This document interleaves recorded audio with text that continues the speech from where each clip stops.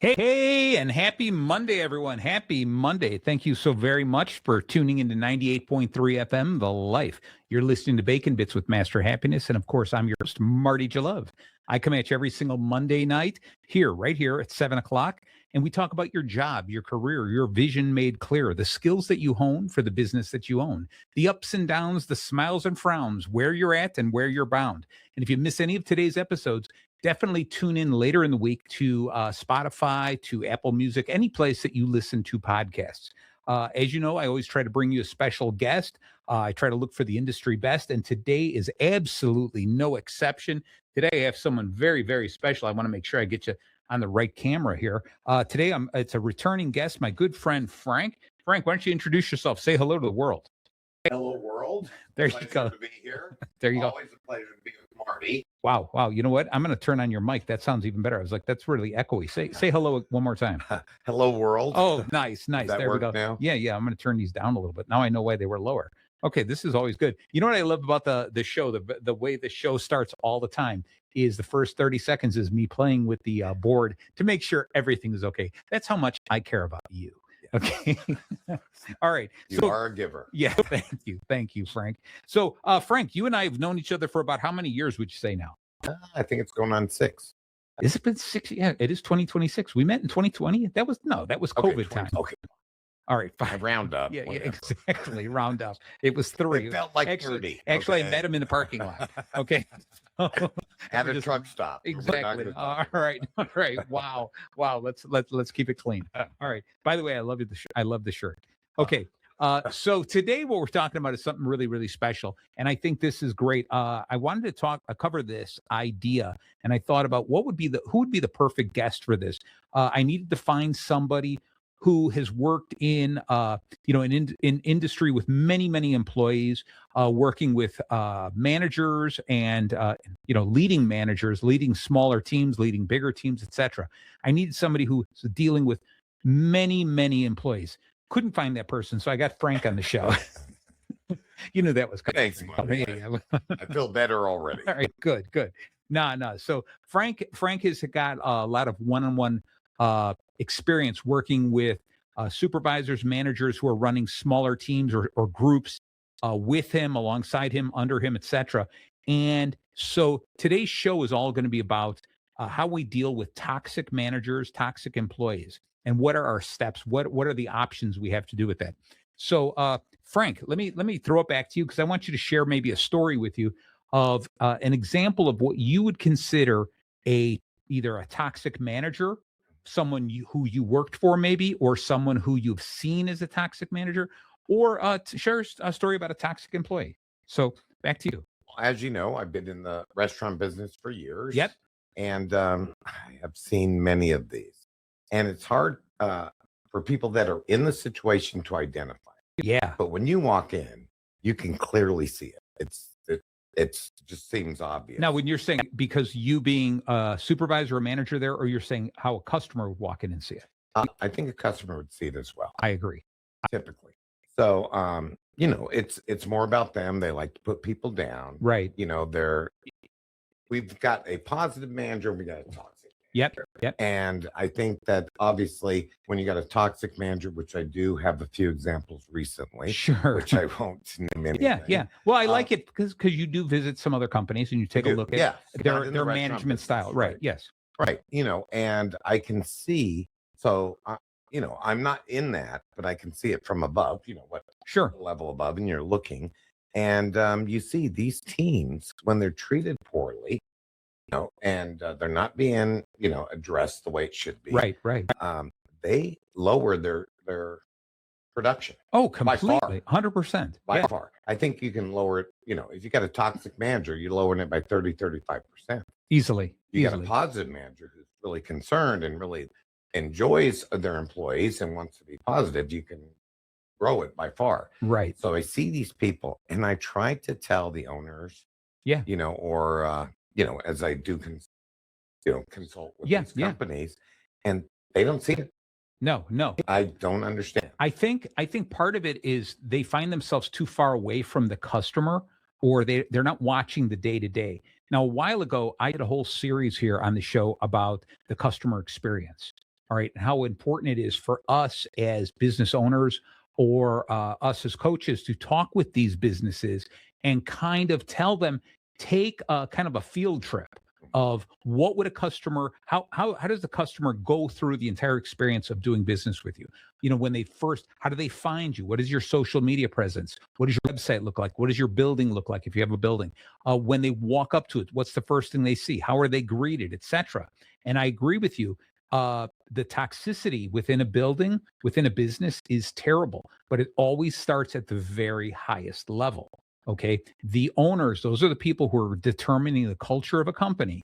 And those are the ones who are leading their team. And they've got to have constant conversations with that team to make sure that they're leading in the way that the owners want the company to be led. I agree. Yeah, yeah. And so I love how you jumped right into this whole idea. So master happiness, one of the tenets or the laws of master happiness is the idea that happy customers, or I'm sorry, happy employees create happy customers. It just is so true when you think about this. If I have a toxic owner, let's say, who treats his management team terribly, is mean, yells them, has no psychological safety, putting these people at odds, making them feel less than truly valuable. What's going to happen is they are going to treat their team members the same way, or sometimes they're going to be too afraid and they're going to side with the team against the owners, which is even worse sometimes, right? So it's basically a toxic owner creates toxic leaders who create toxic employees, and those toxic employees then treat the customers that way, right? And so that's it's the shortcut to a failed business. I agree. And like you said, the flip side, you get supportive, empathetic leaders. They create supportive and empathetic customers who want to go out of their way to do wonderful things for the customer. Okay. And the more you pay attention to this, and it's so important to have regular conversations with every level there. If I'm an owner, I'm going to have these conversations with every team leader. Every chance I get, I'm going to have those conversations with the individual employees to make sure the thing that I'm most passionate about, my dreams, are actually coming true. These are the people who represent everything that I built, right? And I want them to be the happiest. Let's call it this way. I agree. So, Frank, give me an example of anything that you, if you feel comfortable, obviously, something you've witnessed. And I don't want you to name names. I don't want, because we're not doing that. I've always made it a kind of a quiet rule here that on this show, that if there is some company that's doing something negative, I try not to mention the company itself. If there's a company doing something really positive, someone I want to use an example, I'm going to mention that company. All right. So just give me an example of some toxicity that you've seen and describe to me what you've seen happen.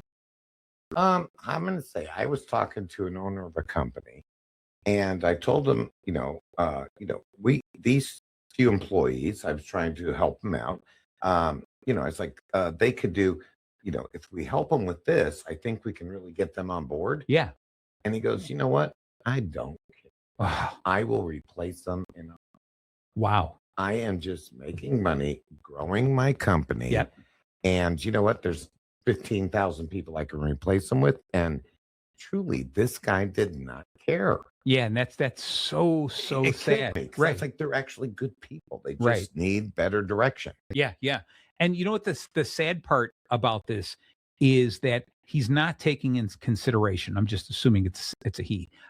He's not taking. I think that was racist, but anyway, sexist. Right. That's right. But anyway, he's not taking into consideration the idea of how expensive it is to find new people, how expensive it is to train those people, and then make them. And then you've got your team members, your leaders have to spend extra time watching them and making sure they're not making mistakes, et cetera, and moving forward. It's so expensive to do that versus flipping it around, right? And getting these people and getting them to find something special about the company, something where they feel they're building something bigger than themselves. No, I agree 110%. Yeah. They don't want to hear it because they think they know better than anyone. Yeah. Yeah, which is the worst part. You're like, if you would put the numbers in front of them and say, do you understand the cost? I go, instead of just spending some time with this employee, I can see they're going to be a superstar, but instead, you don't want to do that. And then we get rid of them and you put a new person in. I mean, the cost is astronomical. Yeah, exactly. It's crazy. And production drops. And just like you said. Right. Yeah. So a couple of weeks ago, I think it was 2 weeks ago, I had a guy named Mike Steiner from Right at Home here on the show. And it's elder care that he does. And it's great because what was interesting when we were conversing is he knew nothing about this industry, but he wanted to invest in it, bought into a franchise and built something that he bought this and he was his only employee, right? And now within a short period of years, that's probably, 10 years he's been working on it. He's got 120 employees. Wow. So he turned it into something special. And his whole thing was, I can teach skills, right? And people sitting there in an interview can tell me, oh yeah, I know how to do this and I know how to do this. I don't know about that until they're actually doing it. But what I can't teach is those true values, those core values. I can't teach someone to be a good person if they're not a good person. Right. So he goes, I hire on that. I hire on people on what people feel, how they treat other people, those core values. And Frank, you and I, we've talked ad nauseum about this whole idea, how important it is for a company to understand their core values, right? Yes. Yeah. And I gave you a pre-sample of that newest book that is available right now. I don't even have a copy with me right now. It's called Beyond the Mission. Because great book, by the way. No, thank you, Frank. Thanks. I believe there's something more to this idea than just the core values. And a lot of people say, well, I've got a mission statement, which is telling the people what they're supposed to be doing, what we're about. I've got a vision statement, which is really important. There's so many companies that don't have a vision statement. No, you've got to tell your people where we're going. Otherwise, you got a bunch of people riding a bicycle in a circle, not realizing we're actually trying to accomplish something, right? But beyond the mission and the vision, I also think there's got to be something that I call it the passion statement, which is the whole reason I started this business. I saw a need, a necessity for this. The whole reason I started Master Happiness is I saw so many companies that just their employees were not happy. They hated Mondays. Every Sunday night, they were like, I don't want to go to work tomorrow, right? Yeah. And you've seen this too all the time, right? Yeah. So I said, I've got a passion. I've got an idea. I think I can help people fix this. So that's my passion. So as my company grows and I talk to people, I go, this is my passion. This is the reason I'm doing this is I think there's a necessity to make sure that your employees feel like they're part of something bigger than them. And this is the reason I started, and I want them to buy into that. So that's the passion, the mission of what we do every day. We explain this. This is how we do this. We're helping companies build. We're helping companies understand how to bring that joy back into the workplace. The vision is where I want to take this company, where I picture myself or my company with the people that I want to grow with, where I picture us 10 years from now and beyond. The next is what I call the evolution statement. And the evolution statement is clear and concise about how we grow together, because we understand that even though I have a vision, things change all the time. How are we going to react to these changes? Okay. And how do we grow? How do we lean upon each other? Then we have the values, the core values, and we also have a value statement where we talk about how we use those core values. And then finally is the culture statement. And this is how we lead, how we follow, how we coexist. This is the culture, how we live here. And I think the more people who can establish those 6 statements, those 6 ideas, those inspirational thoughts, and say this is the true us, they're written with virtuous intent. The clearer we can make those statements and hand them to new recruits and say, this is who we are. If you are interested and you think you can live up to this, then we want you as part of the team and we will be there for you. We will work with you. We want to grow with you. If you do not want to work with this, if you don't think this meets your criteria, you don't believe you could be one of these people, that's okay. There's lots of other places to get a job. Don't work here. Okay. And I think it's so clear. The more you do that, and then the more that you train on those 6 statements on a regular basis, you get people who will run through fire for you. I agree. Okay? Yeah, because they just feel like, wow, this is a great company I'm working with. I see the goal. I know I'm going to help build something so much bigger. Okay. I mean, think about this. Think about this when you were younger, Frank. Not that long ago. I'm saying when you were in your when you were in your 20s, 10, that was a while 10, ago, 15 years ago, whatever, right? Right. All right. But think about it, when you're in your 20s and you get a job, your first job, you're always thinking about this idea of, well, what's my paycheck going to be like, right? That's Correct. what it is. Yep. Can you remember the first job that you suddenly thought you were going to be part of something bigger than just a paycheck? Like suddenly you're like, wow, they're counting on me. I'm part of a family. I'm part of a community. I'm part of something that I'm going to help grow. Can you remember that time? I do. Okay. And it was the same company I started with. Yeah. Yeah. And, at the first, you're a kid and you don't, you're just throwing. But then you see that they had a great leadership. Yeah. Yeah. It was a franchise. So Okay. it's not corporate America, right, which is sometimes tough to deal with. It was amazing. And when I figured it out, I go, you know what? I'm going to put 150% in it because I do believe in what the owner's doing. I do believe what our brand is. Yeah. And the management team was so supportive. Yeah. I couldn't believe it. And a young person, you're, naive. Right. But they told me the right things. And well, I don't want to hear that it turned then it turned into a gray cloud. No.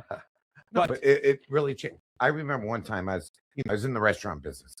Okay. So I am young and the manager, I remember his name's Richard.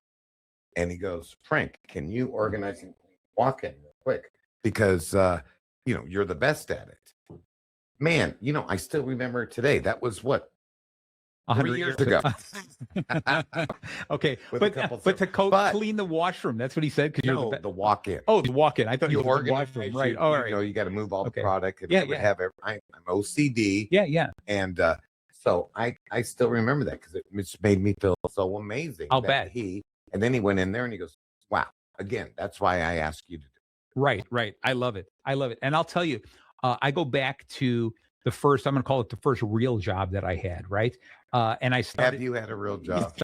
Kind of. Right. But I worked with this and I was a graphic designer and with an extensive sales background, but I didn't want to get into sales anymore. I wanted to break away from that and use my talent as an artist. And I was working in this company and it was really cool because the president of the company, kept coming to me and just talking with me because he liked having a creative person there. He had said his father, when he started a business, always said, make sure you always have an artist on the team so he could draw pretty pictures for your ads, right? Something like that, right? And so this whole thing, he'd say, so what do you think about this? What do you think about this? And he'd always ask me these questions. And suddenly, starting from that position with a strong sales background, I got introduced into more. He kept pulling me more into sales. I want you to help us with our sales.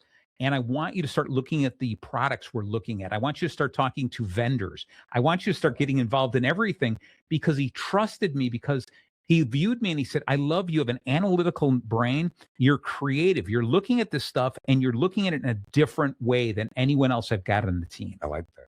And the support that he gave me, it was that whole thing. Like, I think you're saying the guy's talking to you and he's talking and you turn around going, are you talking to me? Like you don't believe it. Suddenly somebody's empowering you.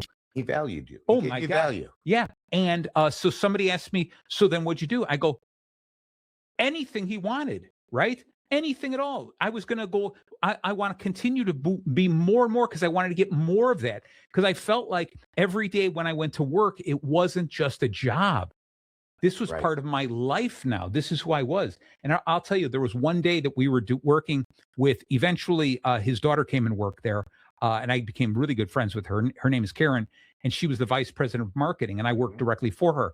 And we had a tight deadline to finalize a catalog to go to print. And I was the one who was designing it. She's helping me write copy and stuff. We end up staying there in the building 24 hours overnight, just working like that. And I remember early in the morning, we're sitting there, I'm typing away at the computer, dropping in things like this. And it was like 2 a.m. She's like, I'm so tired. She goes, why don't we just call it a day? And then we'll pick it up tomorrow morning. Right. And I was like, yeah, but we're going to miss the deadline. We got to get this done by 6. And she goes, Marty, I am so tired. I'm like, no, we only have a couple more hours to do. We can make this. And we stayed and we worked till 6 a.m, got it out just in time. And we printed the catalog. And I just remember that going, I was, at that point, I was on salary, right? Sure. So they weren't paying overtime. No, exactly. But I was working extra hard because I felt like I had a skin in the game. I felt like this was important. This was something I wanted to do. This was something that it changed the way I looked at business completely. And then I go back and I looked at other companies I worked for with toxic managers who would just yell at me, right? I can't believe you made this mistake. I can't believe this. Why don't you go home? That kind of attitude of why would I ever work harder for someone like that? Yes. So this whole idea of this happens to us all the time. And, we kind of beat this horse a little bit, this dead horse, about this idea, how important it is. And we're sharing these stories about how we grew, how Frank and I grew with the right type of management, those people who showed us something. And I think it's really important because even though I don't even work for that company anymore, and I look back at the company, I'm still connected with many of the people who run the company. And I see how large it grew. And somebody goes, "Oh, don't you wish you stayed? You should have stayed there." And I said, "No, because I got to a point where I grew, where I was like, I don't feel I can grow anymore within this company." And I went to the president, explained to him, and it was the coolest thing. And I felt nervous because I was quitting for him. I was quitting, right? Sure. And he said, "Marty, I appreciate you coming to me and everything." He goes, "This is great." I go, "Make sure you vetted the new company you're going to go work for. You got to take care of your family. We're going to really miss you. You have helped us build something very special here." And every time I hear about that company, I like doing that thing of going, "See that company there? I helped build that. I was down at the bottom." All right. I mean, I can even tell you the company that I designed their logo that they still use today. I believe it. Yeah. And it's just, to me, every time I see something printed with that logo, I sit there, I was just this young graphic designer who designed that logo, and now it turned into something bigger. I was part of the infancy of that company. Yep. I was part of the childhood of that company, and now I see how it flourished. And I don't sit there and go, "Oh, I should have stayed." No. I grew beyond that, right? And I am so happy that I helped plant the seed that turned into something absolutely amazing. Yeah, I love it. That's what it's about. And that's the type of company we want all of you, if you're out there. That's the types of companies you should be working for. And if you're a leader, this is the type of company you should be creating. These are the things you want to do. You want to get your team to be so in love with what they're doing for you, but they're so in love with the idea that they're building something that will outlive them. Okay. I agree. Yeah. So my dad was in construction, right? And I remember plenty of times driving, and he would point out buildings. He goes, "I did the drywall in that building. I laid the bricks in that building," right? And it was just that whole thing of going, he showed pride in something that anyone else would look at that and go, "That's all you did? So what are you so proud of?"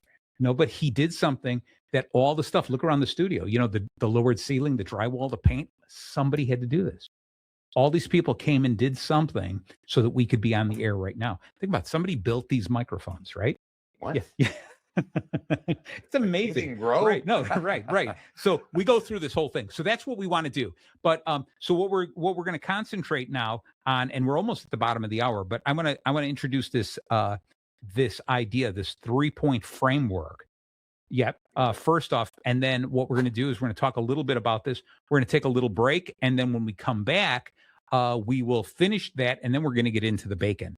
All right. So this 3-part framework is when you have toxicity in the office, right? And let's say you're a manager and you're seeing your team is like this, or maybe you're a team player and you're looking around and you have a toxic manager, or you have toxic employees, peers. What are you supposed to do? And the 3 points, the 3 T's we're going to talk about is, can you tolerate it? Can you terminate it? Or can you train? All right. So look at those things. So as a leader, I'm going to look at going, how much of this can I tolerate? How much should I tolerate? Do I have to terminate any of these people, or can I train these people? So that's what we're going to get into. So Frank, I'm going to throw you a curveball here and throw it back to you. I have an answer from myself. I can't catch or that's right. So sure, that's right. I'm going to throw it back to you. I have an answer for you. So hopefully you'll get this wrong in my eyes, and I'll yell at you. And I'll yell at you like a toxic radio show host. All right. So if you're a manager, how much do you tolerate toxic employees? I told you it was going to be a tough one. That is a tough one. Yeah, because I'm going to yell. You know what? No matter what they're producing, they're actually harming the company. And if I can identify it, I try to. Fire slow, fire quick. Nice. You don't need it. It's like, you know, get it out of the company. I like it. Will grow. There you go. Wow. Frank, I can't even yell at you. I agree with you. Can you believe that? I agree with you there. I think it's really important to just make that rule of thumb that we never tolerate abuse, harassment, or any type of malicious sabotage, right? 100%. Yeah. And I think sometimes many of our employees don't really even understand that they're doing this. And so that's where we're going to get into the train idea. But if you've got abusive employees, if you've got people who are spreading rumors, gossiping, hurting the rest of the environment, hurting the culture of your company, all right, you've got to cut that out. You've got to eliminate it very quickly. And I've worked at many companies, actually more than I hate to admit, that we have had what we would consider the star employee. Oftentimes it's the star salesperson, the salesperson who sells better than anyone else, but they're toxic. All right. And what they do is they beat down everyone else. And when I've gone in as a coach and worked with businesses, we work with that type of person, identify that person, try to train them, try to sway them, try to get them to jump into the culture the way it's supposed to be. And at a certain point in time, if we can't, I say, I don't care if it's the top producer, we've got to get rid of that person. Agreed. 100%. Okay. Ever run into anything like that, Frank? Oh, many times. Really? Any stories you want to share? We got about a minute before we take a break. Yeah, so I'll give it to you. Share a story. You're on camera. Okay. So one of my restaurants, right? Yep. We got some issues. Okay. I'm running the numbers. There's issues. So I go there and I'm talking to the manager and I'm like, there's something not working here. Yeah. I go, hey, well, who's your best employee? Who's your favorite employee? And they identified this person. Right away. They will suck up to the top guy. Yes. And then behind their back, I go, oh, I thought you might say that. So I'm going to show you some videos of what this person does when you're not there. And it was horrendous. Wow. And they didn't believe me until I showed them the videos. Yeah. I'm like, how come you didn't see it? I saw it. Right. You didn't see this. I'm going to help you out. But it's amazing because they want to keep their value up. So they make some people. Yeah. I hear you. It is a different deal. All right. So we're going to be right back. We're going to take a momentary break to talk about some of the other shows here. And like I said, when we come back, we'll talk a little bit more about how and when, if at all, we tolerate, terminate, or train those employees. So please don't go away. We will be right back. And we are back. Thank you so very much for staying tuned in to 98.3 FM, The Life. You're listening to Bacon Bits with Master Happiness. I come at you every single Monday night. If you miss any of today's episode, just tune in later in the week to anywhere you listen to podcasts. We'll be there. Okay, so I have my friend Frank Bravado here, and we're talking about toxic employees, toxic managers. And the first thing we're doing is we gave some examples in that earlier in the first half of the show.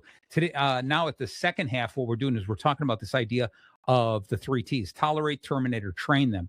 And so we definitely agreed right away that you cannot tolerate real abuse. You cannot tolerate harassment. You can't tolerate malicious sabotage. And this whole idea. And what I mean by this malicious sabotage is purposefully trying to hurt the company.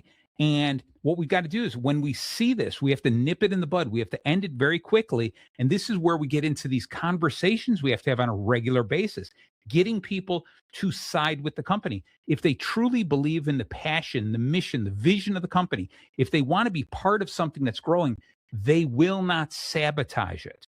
Okay. And the only way to do that is to have these regular meetings going on. All right. And so I see this a lot, Frank, and it's this simple little thing that I want to bring up to you is sometimes I see in salespeople where they will say something. They're like, hey, would you like to buy this XYZ product, blah, blah, blah.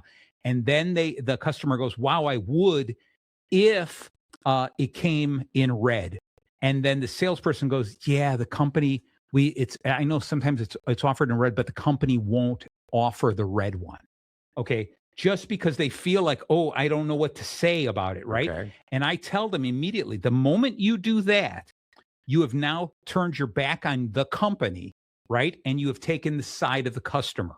You are telling the customer, you're turning and saying, yeah, look at what they did, not me, because you and I are friends now. It's look at what they did.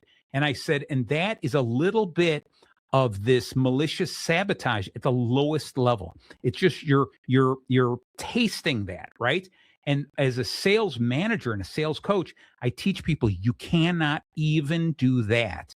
Okay, because that's the beginning of it. Because as soon as you get comfortable saying something like that, it's really easier to say so many other things like, yeah, this company, man, they work me like a dog.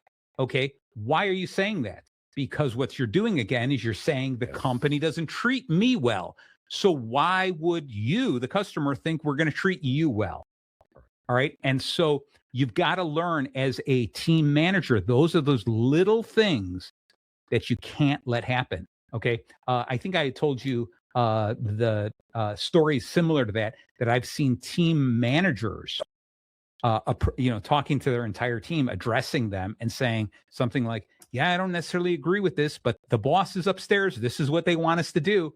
And I cut him off. I go, why are you saying that? It's a cop-out. No, exactly. Because you don't want to lose the friendship with your team. Okay. You have to say, I talked with the bosses upstairs, right? This is our new initiative. This is what it is. If you've got any questions, if you don't understand why we're doing this, please talk to me. I got some really good feelings about this. This is going to work. The moment I say, the moment I open the door, open that crack a little bit and go, yeah, I don't really agree with that. It allows everyone else going, I don't agree with it either. And then they're going to go out of their way to make sure it fails to prove you right.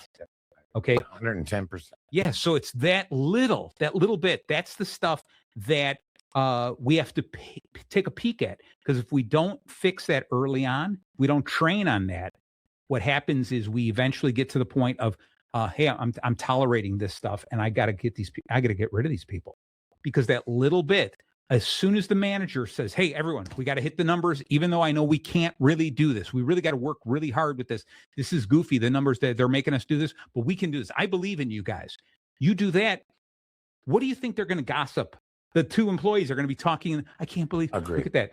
This is what they're making us do. You're doubt. Yeah.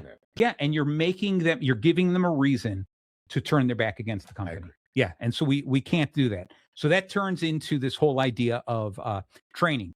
Now, before we do this, the only time that I would say that we would ever look at what can we tolerate, and it's not really tolerating, it's taking a look at the way people act and ask yourself, is it a bias of mine? Is there something about this employee that maybe I just don't like this employee? So I always see the worst in this employee, right? And I have to ask myself, I always ask people when I'm training them, going, if they go, okay, so, oh my God, John is always coming in late. John is doing this. John does this. And I can't, John's up to his old tricks, right? And I go, okay, imagine if Nancy, the person you absolutely love, imagine if Nancy was doing that. Now define it. Well, if Nancy ever did that, she would have a good reason because, and I was like, wow. So you immediately give it an excuse for Nancy, but you hang John, right? And I said, and that is a bias because you're human. Okay. And I said, so one of those things when you get into that tolerate situation, before you pull that top employee, before you pull any employee because you think they're doing wrong, throw the situation to your best employee and ask the question, if my best employee was doing this, how would I handle it? I agree with you. Yeah. I got a story. Can I say please. Okay. So I got a gentleman running a restaurant. Yeah. Right. Bad attitude. I didn't think he was doing well. I was biased. Yes. Yeah. Okay, from another city. Right. Yep. And then I told him something and he was in the right. Okay. I felt like he was attacking me. So I immediately got upset. I go, you know what? I'm going to be right there. Yeah. Right. Because I didn't think the numbers equaled what it should have been. I drive all this way, like an hour and a half. I get there. And this was my coming to Jesus. Yeah. I look around and go, probably one of the best looking stores they've ever seen. Wow. Every system is in place. Yeah. Right. It was amazing. And I go, you know what, Jason? Yeah. I was coming up here to let you go. But you know what? I realize you are the best. Nice. It really opened up our relationship. That's awesome. You know what I mean? But that's cool. At least I was able to identify.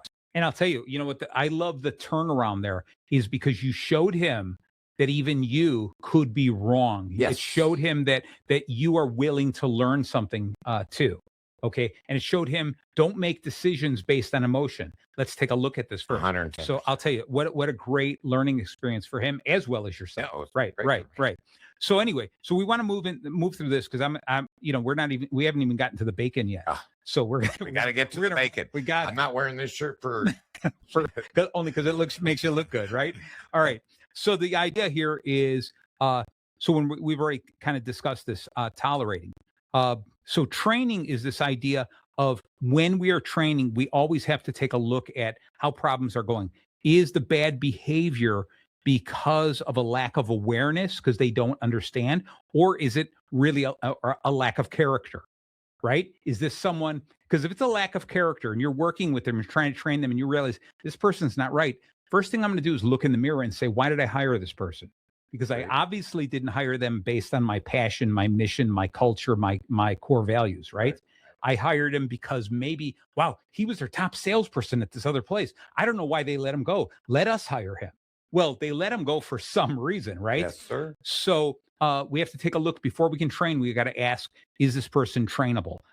Is it maybe the problem is we're not clear on what needs to be done, right? And so when 100%. When the person is failing, right? That's only 100%. The last thing was 110%. Wow. I pretty soon maybe 90%. All right. Okay, 111%. There you go. So the idea is we got to train them, and it could just be that we're not being really clear. And we can probably have a whole other show on how to train people.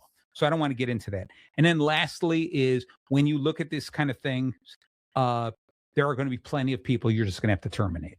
You're just going to have to look at that and pull the plug. We've tried to train. We've realized that our core values don't match up.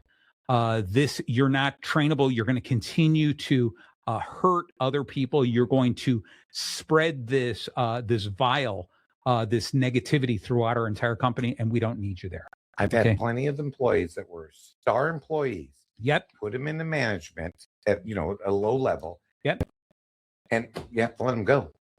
It's like something, you have to evaluate it. Yeah. Some people can't do that. And I'll tell you, sometimes, you know what? I've seen this a lot.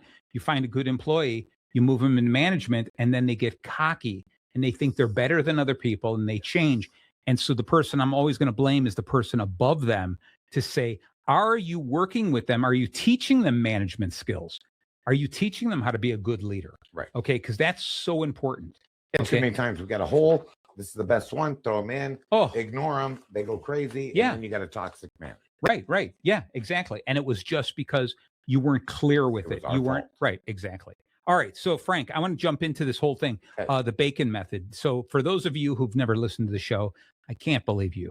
I can't believe you've never listened to the show. The show's called B.A.C.O.N Bits because we believe anything B.A.C.O.N touches becomes just a little bit better. Actually, a whole lot better. Okay. But we're not talking about the B.A.C.O.N for chewing.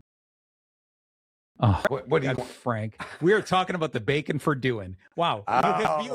You've been on the show before, Frank. That's one line. That's all you had to do. So anyway, we come up with this acronym B.A.C.O.N about the 5 topics that we really think are important for this. And so the 5 topics when we talk about how to handle toxicity in the office is going to be B is boundaries.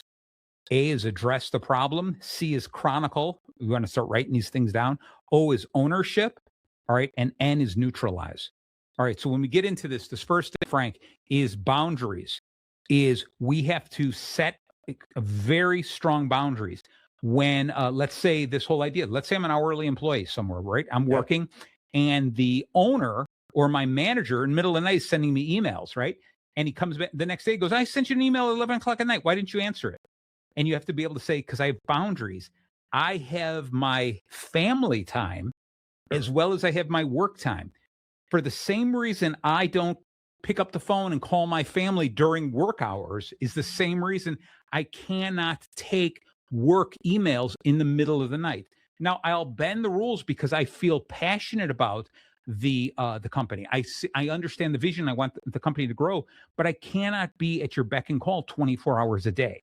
All right. Especially if you're paying me hourly. Right. So there's something about that. You have to draw some boundaries and it's got to be you got to verbalize this. Oh, I agree. Yeah. Exactly. Even a salaried employee. Yeah, completely. It's clear. I agree with you 110%. Nice. Back to 100. Back 112 now. 112. Nice. Nice. I got to write this down. Yeah, exactly. Keep going up. All right. So this idea, and the reason I'm kind of going through this is just a little bit quicker because I want to make sure we cover everything in the B.A.C.O.N. All right. Is when you address this. So if I have somebody who's coming to me and I feel there's a toxic relationship, I have to address it right away. I have to approach them and talk to them. And hopefully what you do is you approach the person to person before you even get HR in there, because you want to make sure we're not blowing it up and we're not turning into something bigger. So the first thing is have a conversation. And I believe that it's important to have I statements. In other words, I feel this way. I thought you meant this. I did this. You talk about yourself because that's the only thing that you really have permission and real ownership of. Don't go to somebody and say, you always do this and you always treat me bad. Okay. Because what's going to happen is you're starting a fight. All right. The only thing that person's going to do is their only thing they can really do is protect themselves. All right. Hopefully, even if you did that, hopefully they open up and go, I apologize. I didn't realize I was doing that. But either way, what I want you to do is I want you to address the problem with I statements and saying, I want to tell you that whenever we are together, I feel bothered. I feel like you look down upon me when you say that. I feel like you don't trust me when you yell at me. I feel this way, etc. You go through this whole thing. And hopefully by doing that, the person says, I didn't realize I was doing that to you. Hopefully that's the direction you want to go. When I tell Marty that, he never says it. Of course not. Right. But if it escalates and if it continues, then what ends up happening, unfortunately, that's when you might have to get HR involved in this. Okay. I'm not going to say no. Yes, you agree. You agree. There you go. All right. So the next one is C, and this is Chronicle. In other words, what's going to happen is don't just turn this into a long list of, oh my God, every time I talk with this guy, this is what he does. He never does this. He always does this all the time. Because I'll tell you what, I say to people, can you tell me the last time he did this or the last time she did this? Do you have anything written down? I'm supposed to write this down? Yeah, unfortunately, yes. Yes. Because I have seen this over and over again. This person, every single time they do that, and you're like, all right, when you said every time, give me an example. Well, last Tuesday, they did this, this, and this. I'm like, okay, last Tuesday, let me write that down. What else? Well, it was, Tuesday, that was a terrible thing for the person to do. I go, I understand. And I agree with you. That was a terrible thing to do. I want to get that person's side of this conversation. Yes. I need to hear the whole thing. But you're saying they always do this. What is another example? And they go, well, 5 years ago, and you're like, wow. So last Tuesday and 5 years ago is not always, right? So it's important to write these things down. And it's not so much to build a court case, but it's also for yourself to look at it and saying, oh, you know what? This person, it's really not that often. This person is, there is a trend. There is a trend, right? Yeah, and it's hard evidence. Here's a copy of an email that I was sent. Yes. Here is something I took a note right after a phone call or a personal meeting. These are the things that happen because you need to show that, because then that's hard evidence. This is the stuff because you've got to allow that other person to explain their point of view. And if you're like, this has been going on for weeks and weeks and weeks, and I went to HR, and HR now is getting involved. HR is going to go, show me the proof. Right? Otherwise, it's your word against someone else's word. They come in, I can't believe that it would say that. I'd never act that way. Right? I agree. So it's really important to start chronicalizing that. Is that you like that word, chronicalizing? Yeah. So in other words, start writing those things, make copies of the emails, etc. All right. Next is O in B.A.C.O.N here, and that is ownership. And that is this. You cannot control the toxic manager. You can only control the way that you respond to it. Okay.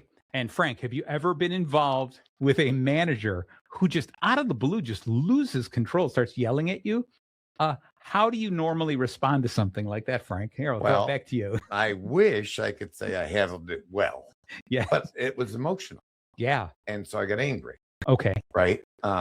Luckily I have a good friend and they helped me talk me off the ledge, but it does. I think that's the first response. Sure. You're taking it personal. Yeah. Yeah. Right.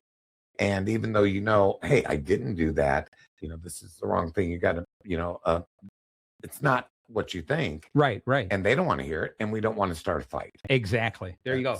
So, Frank, there's this whole idea. You've heard about the fight and flight, right? Yes. All right. So it's stress management. When you're faced this massive problem, when someone's attacking you or something like that, the first two things are either you're the type of person who wants to fight or you want to run away from it, right? Now, there's also more to that. It's fight, flight, freeze, fawn, or flop. That's actually, there's 5 different responses. All F's. Right. I like it. Yeah, exactly. My name starts with an F. So okay, so we got the B.A.C.O.N, we got the 3 T's and the 5 F's. But let's just look at the fight or flight.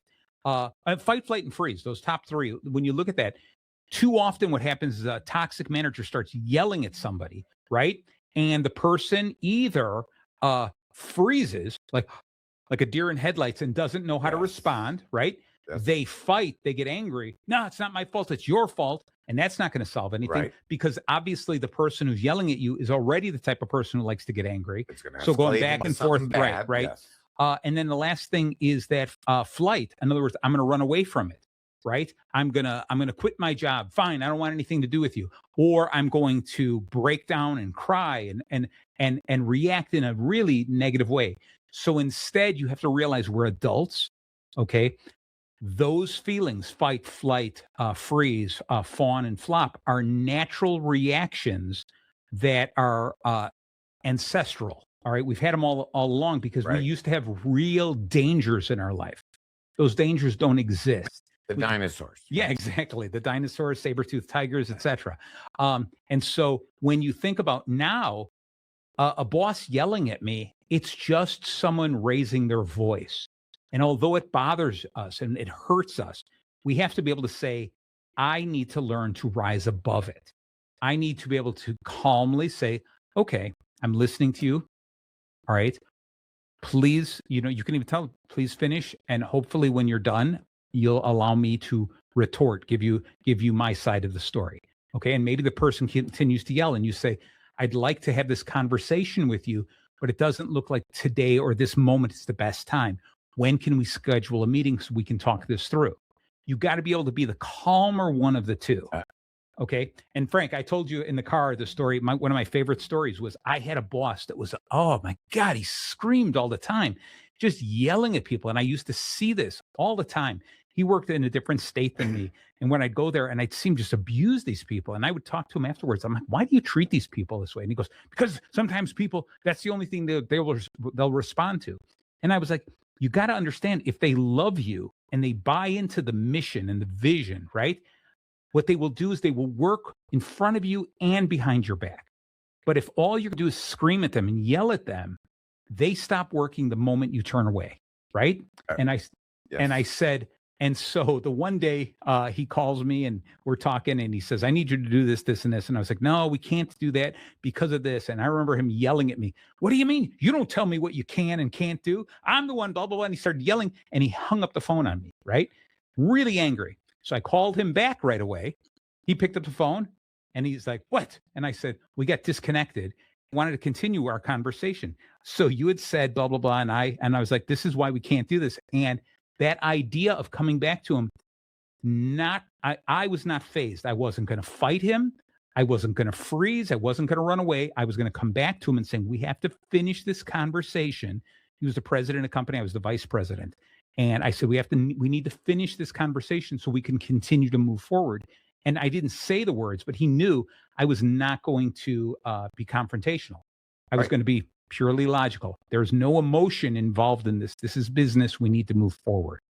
Okay. And we had a great understanding. It didn't stop him from yelling at other people, but I did find him sometimes yelling at people and he'd turn and look at me and go like, oh, him again. Right. So maybe I curbed him a little bit, but so anyway, it gets back to this ownership. Yes. Is I can only control myself. I can't control those other people. I couldn't stop him from yelling, but I could definitely show him that he was not going to have the effect on me.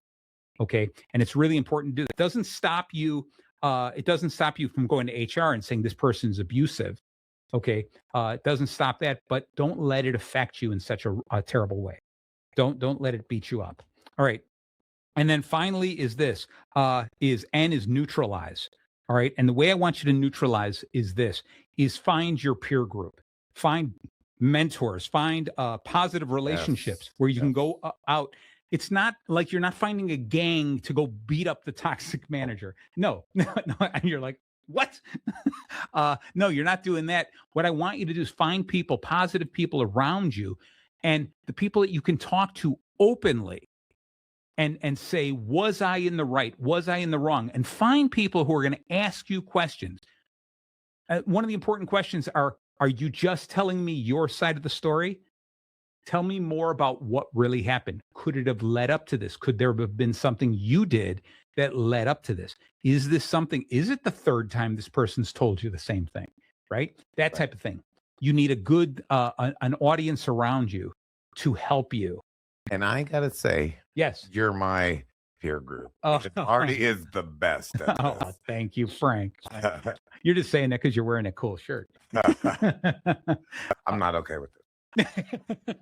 So, yeah, I think it's really important to surround yourself with those positive people. Don't be alone with that.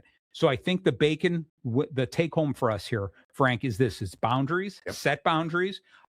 These are the things that I'm willing to bend. I'm willing to do extra stuff, but I'm not willing to go this far. A is when problems come up, don't assume the other people understand you. Address them with I statements. This is what I feel. Okay, because it could be, let them come back and go, well, that's not what I really meant, and it leads to clarity. Sure. C is chronicle things. If things are happening on a regular basis, start writing them down so that you have something really truthful to talk about when you're trying to fix the problem. O is ownership. Understand that I'm not the owner of their attitude. I can only own the way I respond. And N is neutralize your own feelings by surrounding yourself with good people. Right. And what will end up happening is hopefully when you unearth these people, these toxic managers or toxic employees, whether you're the team leader and you have to take care of it or you hand it off to somebody else, the three options they have are going to be they can either learn to tolerate it, which hopefully they don't. Right. All right. They can train those people and hopefully fix the problem. Or in the end, they have to terminate people. That's what it comes down to. I wish there was an easy thing. I wish there was a magic wand that you just had to wave and say that's the end of it, and the toxicity disappears. But unfortunately, it doesn't. And I think the main culprit for toxicity, Frank, is that lack of clarity throughout the company. Not enough good conversations. I'm not telling people go out and have more meetings because most people don't want any more meetings. Well, yeah, that's all right. It's just having better meetings, having clear conversations. All right. So, Frank, we're at the top of the hour. What's your last words? I hogged most of today. I spoke most of the time, I'm sure. I enjoyed every bit of it. Thank you. You and I are always on the same page. Truly, you are a gifted man, and I do appreciate all that. But everything you said is 100% true in business. It's, you do need to cut out toxic people. Yeah. It's taking the weeds out of the garden, right? Yeah, you don't understand how it will hurt your business. Yeah. There's no doubt. Right. Thank you very much. And thank you guys all for staying tuned in for the entire show. If you missed any of today's show, again, shame on you, but that's all right. Give me a day or so and the recording will be up on every podcast or almost any podcast station that you listen to. Look up Bacon Bits with Master Happiness and tune in next week. I think next week is going to be, if I'm not mistaken, I think I know exactly what it's going to be, which is good. It's going to be okay. a good friend. No, it's part 3 of I Have a Happiness Coach. Betty Lawrence Waters come in. This is part 3 of this 3-part series on happiness, and it's the science of happiness. I have been learning so much from her. I do enjoy when you're having conversations with Betty. Yeah, she is an absolute gem. And the first time she came, she brought me all these bacon maple donuts. Last time she brought me a T-shirt and a cap. I can't wait to see what she brings me this time. A new car. There you go. New car for everybody.